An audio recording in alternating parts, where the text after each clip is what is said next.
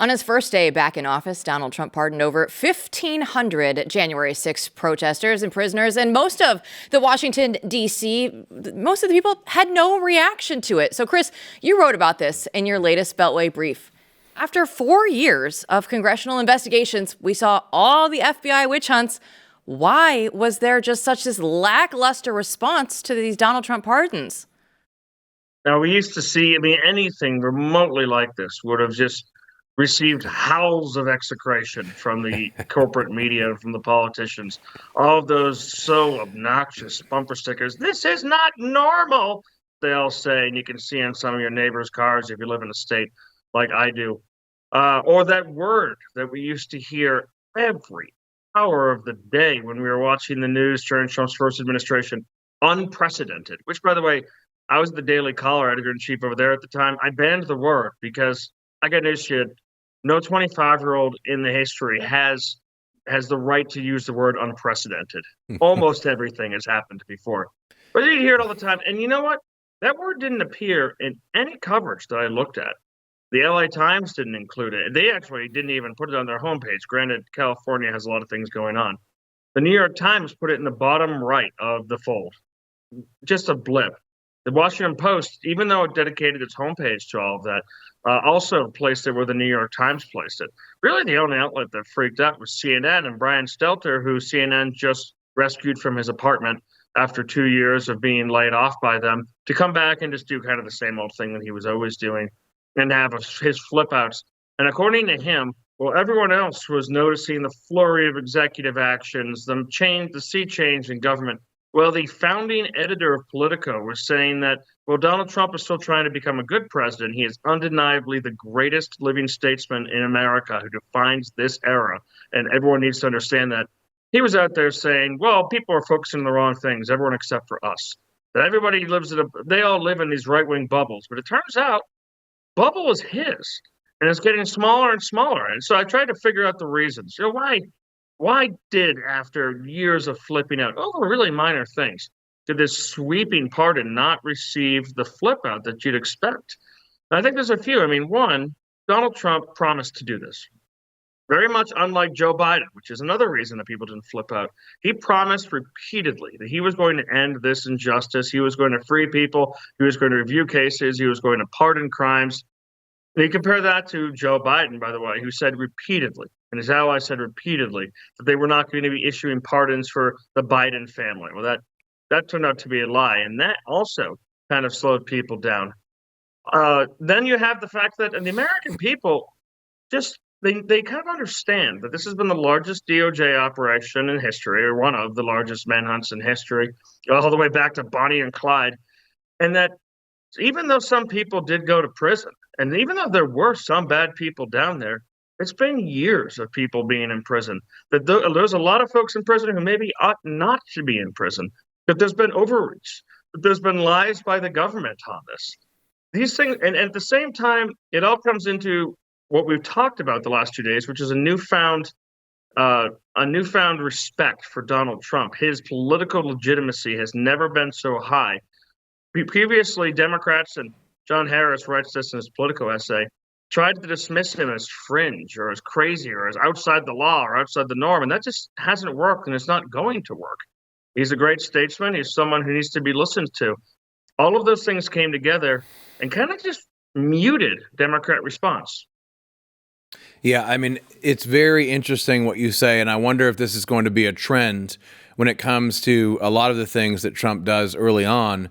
Or is this just the shock and awe of the first few days? But one thing I think we can say is true is that, and it does bear saying. I don't like switching things and saying, well, if the shoe was on the other foot, but it's helpful here.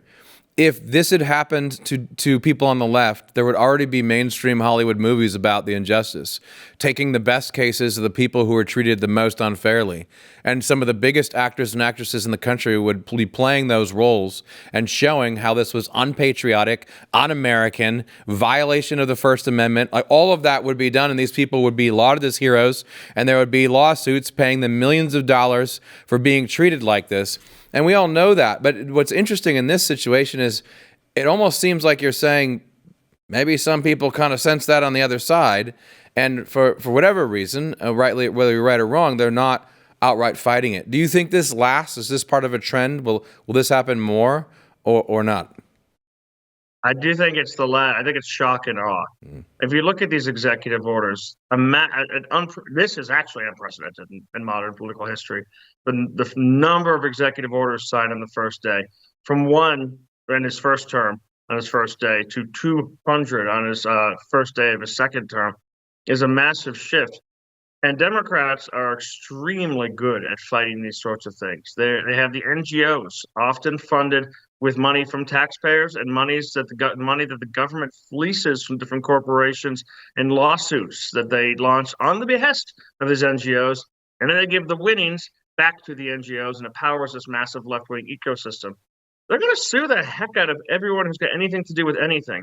You can't just eliminate like Donald Trump did in an executive order last night, affirmative action, which LBJ signed into action with an executive order. You can't just change gender roles. You ought to be able to, and say that there's only man and woman without getting sued by these left-wing groups. But even the left does have somewhat finite resources and a finite level of lawyers. This is an overwhelming tidal wave of actions. It's not going to be millions of dollars. It's going to be billions and billions of dollars that need to be spent by the left to try and push back against establishing what exactly the authority of the executive is. I think, Matt, that our mutual friend John Yoo is probably going to find himself in rather high demand defending some of these things from the administration. Yeah, Chris, I look at it and everybody's trying to kiss the ring, right? Everybody was in Washington, D.C. this weekend for all the inauguration, all the balls. Zuckerberg was there. Bezos was there, right? If you're anybody, now you want to be part of this Trump administration. And that's a different thing that we saw from 2016, right? Trump is now the cool guy, like you're saying. He's legitimate. It feels like that's also tied back into the J6 stuff, right? You don't see the lack of outrage because everybody's trying to be on the cool kids team. It's wild, the change that we've seen. I think COVID had a lot to do with it. I think the fact that Democrats put up two of the least cool people in a row, Kamala Harris and Joe Biden, and tried to act like they actually were really cool. Dark Joe Biden with his aviators and Brat Summer. The fact that Donald Trump literally is the funniest president ever caught on camera. We used to think that was Ronald Reagan because he told a couple wonderful dad jokes, like some really good stuff. But it turns out it's Donald Trump who's capable of making fun of himself, who goes into these strange places. Did you see his Truth Social post today? You could tell he had control over his own account. He just posted an AI image of him roaring next to a lion. Him and the lion. In the Serengeti. Yes. It was awesome. He was dancing with a sword on the stage. Mm-hmm. It's like if Berlusconi still had brain cells to knock together back in the day. He's a really funny and really omnipresent, someone who understands culture, someone who's been around culture for a long time, someone who can make fun of himself, someone who can make fun of his friends. He's a politician that the left is still just beginning to try to understand. And he actually, call any black pillars call those people who are really down on the ability to save the republic, because it turned out that we had just begun to fight. And now that you're actually seeing those fights, we'll wait to see what the reactions are, see what the deep state does, what the NGOs that back them up do. It's a good moment. It's the beginning. I saw my meme I like so much the most so far is Trump with the sword, and it says, "Well, you were swordjacking. I was learning the blade." It's pretty good stuff. I think that the cultural aspect here, it's so important that we just hammer this one home, because you can't say this enough, and ultimately you have to do it. But the reason that the right wasn't cool, or the right was not culturally effective, is because, in my mind, it's so insecure. There's no authentic. People weren't authentic. They were trying. It's like the kid outside the party trying to get in. I can do that too. Well, what if the shoe is on the other foot? Democrats are the real racist. Conservative comedian.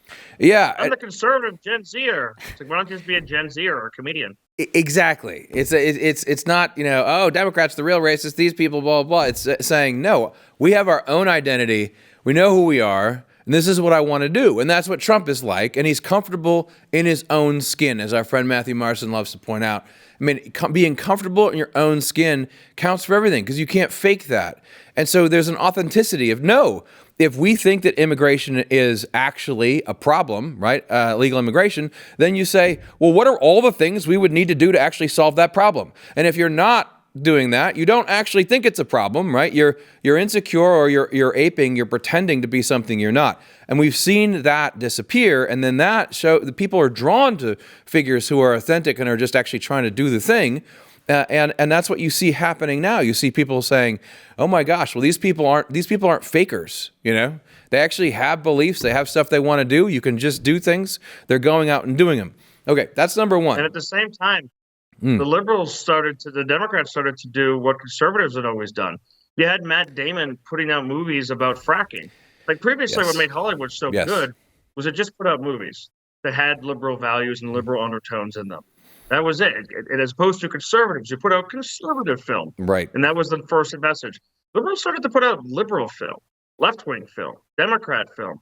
All of their messages put politics above entertainment as opposed to taking a back seat. I mean, Matt Damon's movie about fracking absolutely bombed because people didn't want to be hit with that. And that was just the beginning. It's on Jimmy Kimmel. It's on all the late nights, Stephen Colbert. Politics comes before entertainment. And that's just not fun. It's not entertaining. Yes. And it's a key point, and you see it all over the place. It's exposed itself. It's gotten so bad where they're not trying to do the thing, and that whatever the thing is, they're not just trying to be a comedian and make me laugh. They're not trying to, movie keep me entertained. They're trying to do this politicized thing and jump up and down for their masters and say, "Look at me, I deserve more jobs because I agree with you." And it's slavish. It's not fitting for human beings, and it's not cool, and it's not attractive because of how slavish it is. Now, the second thing I want to throw out there for you guys, and it's the importance of Chris's point here, is that it's not just that Trump is authentic in this way and unafraid and comfortable in his own skin. It also is, as Chris pointed out, that he is very good at media.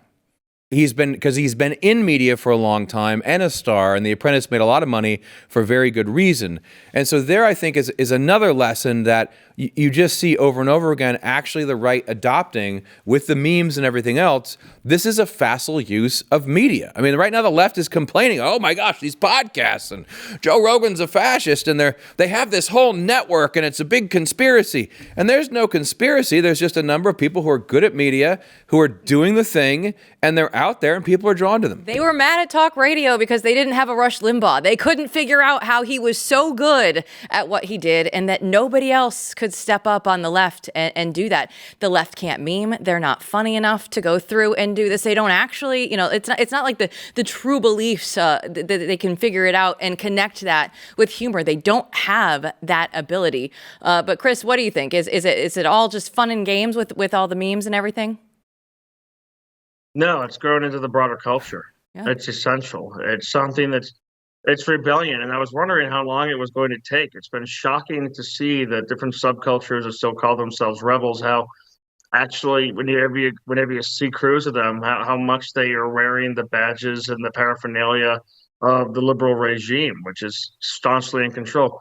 It seemed it lagged for a while. But youth often rebel against a system that oppresses them. And the system that they had over the last couple of years is oppressive. I remember talking to other parents and worrying, hey, we rebelled against the system, but we didn't grow up in a system that told us it's bad to be a male, it's bad to be a white, it's bad to be a cis, I guess. It's bad to be straight. It's bad to not mutilate your body. That makes you somewhat just more of a normie who's basic. We didn't grow up in that, and the rebellion that would have come out of us would have been tenfold. Now, fortunately, this youthful generation seems to have tampered down a little bit. Maybe they just popped in a Zyn and decided they were going to vote for Donald Trump and make some memes and make fun of everything. But the rebellion against the stifling woke Puritanism, and it's totally descendant from Massachusetts Puritanism. I hate to besmirch my own people, but that's where this comes from, this whole thing, this whole concept of unforgivable sin that you've committed that must be constantly and publicly atoned for. It's so uncool and so stifling that the young voters have completely rejected it. And that's who decides what is popular in culture, not me. All right, when we're talking about culture, the thing that sticks out in my mind was my weekend in DC at the Starlight Ball, because all of the boxers, if you were a boxer, you were there, right? Mike Tyson was on one of the Paul brothers' shoulders, like up in the air above everybody else. That's what's going to stick out to me about this weekend. That and just how, even if they couldn't go, the people, of course, couldn't sit outside on the lawn with 100,000 chairs. It was all moved indoors for the inauguration itself. Everybody was still out in the streets. They were still excited to be there. We talked to them when we were going from event to event, and just the excitement, right? So taking back the culture with the boxers and all the excitement in the streets. Bedford, what are you going to remember most about this weekend? How about all the connections to Mike Tyson? Everybody who's made a couple $1 million on beating up Mike Tyson or gotten their ear bitten off by Mike Tyson, been in the movie with Mike Tyson, seems to have all been here. I mean, one of my takeaways also was the great and super intelligent decision that I had to not follow you people to those balls, those freezing cold conditions where you nearly went the way of the Donner Party. Yeah. The stories the next morning sounded like you were ready to eat each other in a pass and die in those frigid conditions, whereas I, in my wisdom, was drinking beer at the Tune Inn. The worst part about it is we were separated. Peterson and I weren't even at the same part of town. We went to different locations, so we couldn't even carpool together on the way back. Not all of us could make it to the fanciest ball, but Elegant Jill did, and it didn't matter, both of us, wherever we were or not.